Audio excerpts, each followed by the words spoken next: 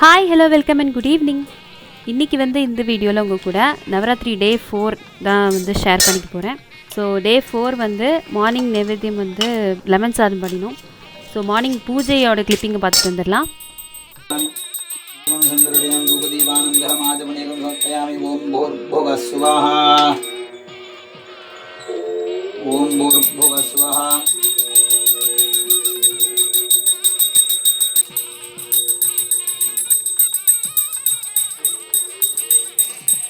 सर्वेशी सर्वशक्ति समन्विते भयेभ्यस्त्राहिनो देवी दुर्गा देवी नमोस्तुते अगजानन पद्मार्कं गजानन महर्निशम् अनेकदन्तं भक्तानाम् एकदन्तमुपास्महे महागणपते नमो भुवनेश्वरं विगायनः पूर्णश्लाम्बरणैकं धर्मशास्त्रं सर्वापीठ विपदाभ्यो नमो नमः कर्पूरनीराञ्जनं सन्दर्शयामि देवरक्षान् धारयामि समस्तोपचारान् समर्पयामि. ओं हरा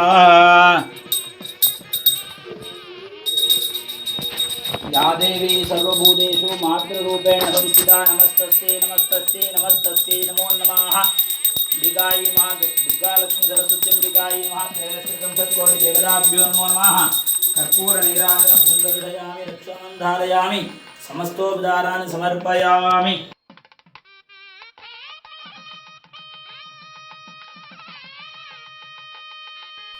ஸோ மார்னிங் பூஜையோட கிளிப்பிங் பார்த்துட்டு உங்களுக்கு பிடிக்கும்னு நினைக்கிறேன். இப்போ சாயங்காலம் நிவேத்தியம் தட்டைப்பயிறு சுண்டல் இல்லை காராமணின்னு சொல்லலாம். ஸோ காராமணி சுண்டல் தான் பண்ண போகிறோம்.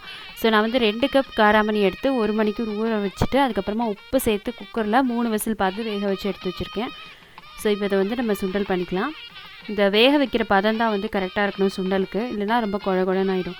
இப்போ ஒரு கடாயில் ஒரு 2 டேபிள் ஸ்பூன் தேங்காய் எண்ணெய் சேர்த்துட்டு கொஞ்சம் கடுகு 1 டீஸ்பூன் கடுகு போட்டு கடுகு நல்லா வெடித்ததுக்கப்புறமா உளுத்தம்பருப்பு போட்டு கொஞ்சமாக மிக்ஸ் பண்ணி கொடுத்தேன். அதுக்கப்புறம் ஒரு 4 மிளகா வத்தல், கொஞ்சோண்டு கருவேப்பிலை, கொஞ்சமாக பெருங்காய பொடி இது சேர்த்து நல்லா வறுத்துட்டு உளுத்தம்பருப்பு லைட்டாக செவந்து வந்த உடனே நம்ம வேக வச்சுருந்த காராமணியை சேர்த்துக்கலாம்.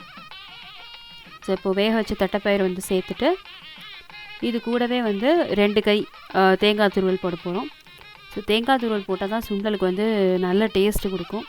தேங்காய் துருவல் போட்டுட்டு நல்லா ஒன்று சேர மிக்ஸ் பண்ணி கொடுத்துட வேண்டிதான்.